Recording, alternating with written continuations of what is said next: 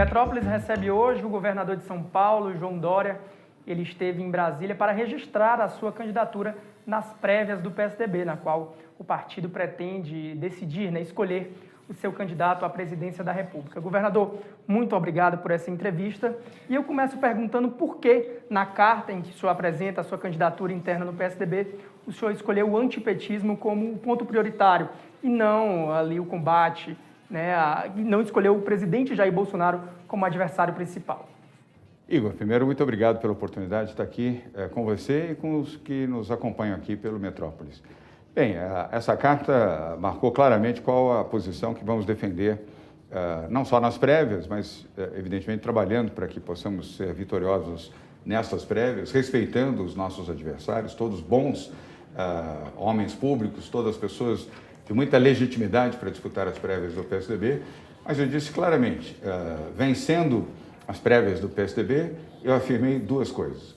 Teremos uma mulher como candidata a vice-presidente da República. 2, faremos uma campanha anti-PT, uma campanha contra aqueles fatos que nos entristeceram a todos os brasileiros com o maior processo de corrupção que o país já assistiu no governo Lula e também no governo Dilma.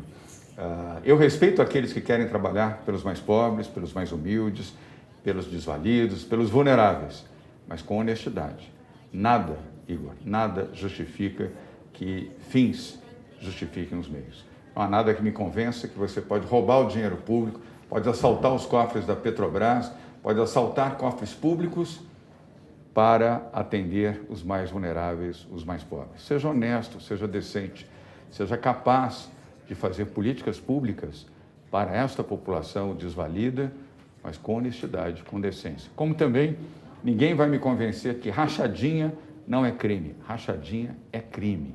Rachadinha é roubar o dinheiro público numa forma diferenciada, mas criminosa.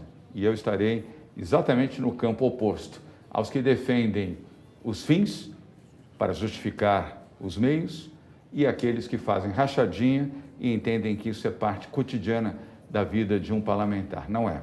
Portanto, a nossa posição será contrária a isso e também em defesa do Brasil, em defesa da educação em tempo integral, a defesa da saúde através do Sistema Único de Saúde, com qualidade, com o atendimento amplo e universal, a proteção ambiental, respeito pelo meio ambiente e que o Brasil seja signatário do Acordo de Paris e do Race to Zero para ter zerado a sua emissão de carbonos em 2050, que faça a proteção social com programas reais, viáveis, não para fazer dependentes de recursos públicos, mas para garantir a independência através do emprego, mas também da proteção àqueles que hoje, infelizmente, no Brasil, não têm o que comer, não têm onde morar e estão sem esperança.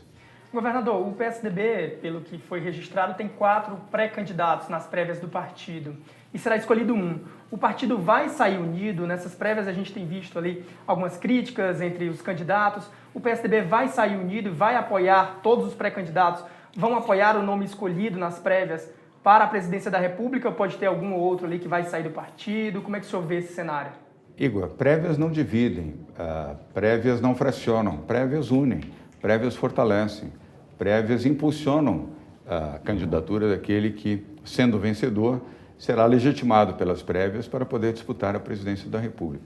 Não acredito que nenhum dos candidatos, dos 3 que eventualmente não forem vencedores, agirão contra o vencedor. Todos nós estaremos juntos.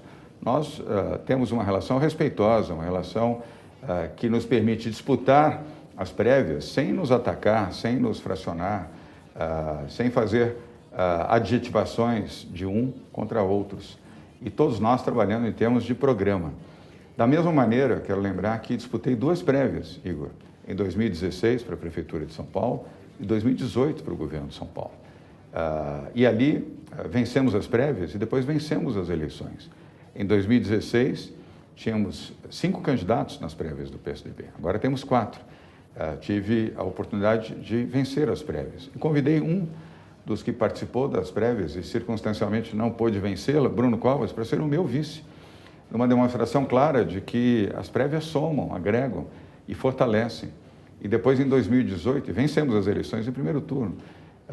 Lembrando que eu tinha 1% de intenção de voto na primeira pesquisa Ibope, 8 meses antes do pleito. Nós estamos a 13 meses do pleito presidencial do próximo ano.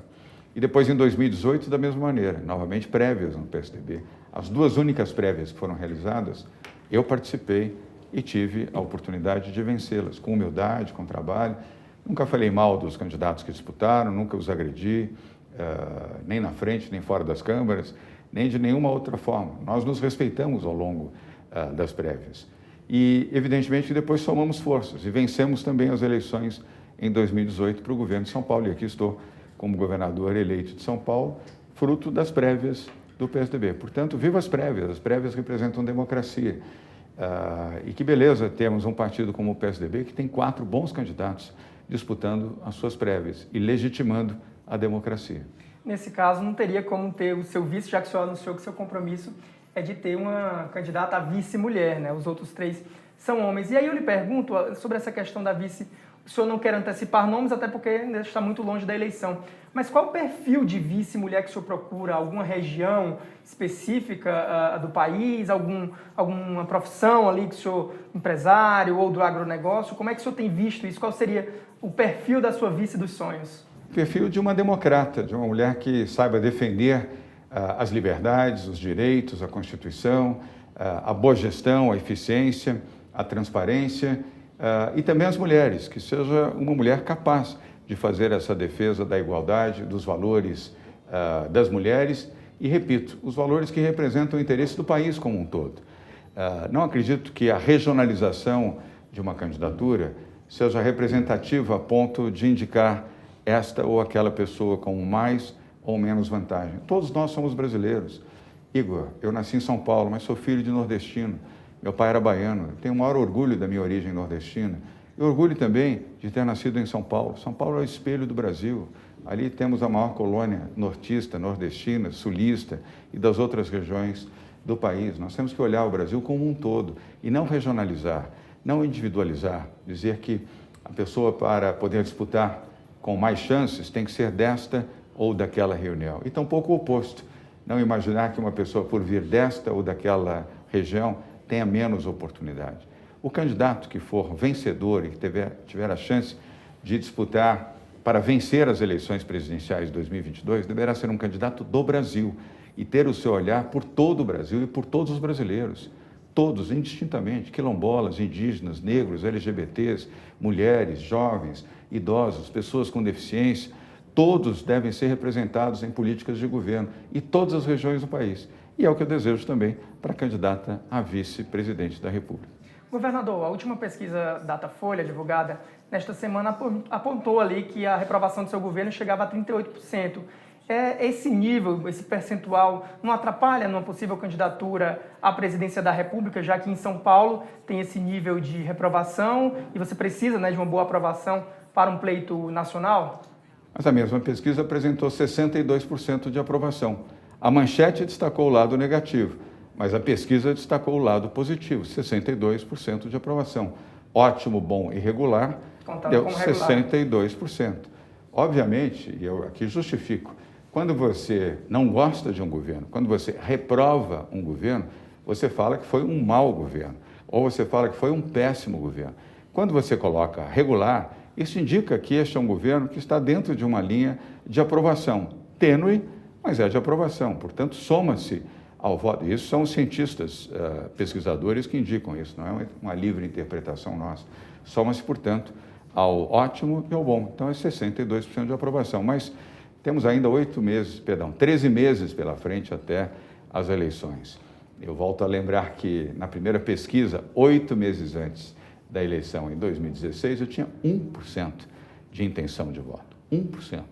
Nada mais desanimador naquela circunstância do que ter 1%, enquanto o candidato, que era, naquele momento, o candidato Celso Russomano, tinha 38%. E o segundo colocado era Fernando Haddad, com 24%, então prefeito da capital de São Paulo.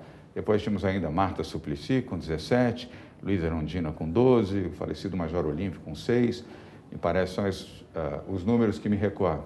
E nós tínhamos 1%, estávamos na rabeira. e vencemos as eleições com 53% em primeiro turno. Primeira vez na história política de São Paulo em 28 anos. Portanto, pesquisa é o retrato do momento, não é necessariamente o espelho do futuro. Governador, para encerrar, quem seria o seu adversário no segundo turno preferido? O ex-presidente Lula, caso ele seja candidato, ou o presidente Jair Bolsonaro? Com quem o senhor gostaria preferencialmente de disputar o segundo turno? Com um ou com outro, tanto Lula quanto Bolsonaro. Em eleição, você não escolhe adversário, você disputa com o adversário. Então, eu não tenho escolha.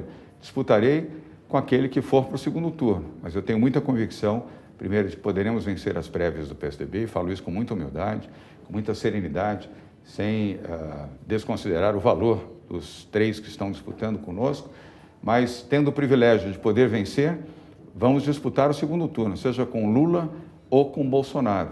Eu não escolho adversários, eu enfrento adversários. Muito obrigado, governador, pela entrevista. Até logo. Obrigado, Igor. Muito obrigado a você, obrigado aos assinantes, aos que nos acompanham aqui no Metrópolis. Boa noite.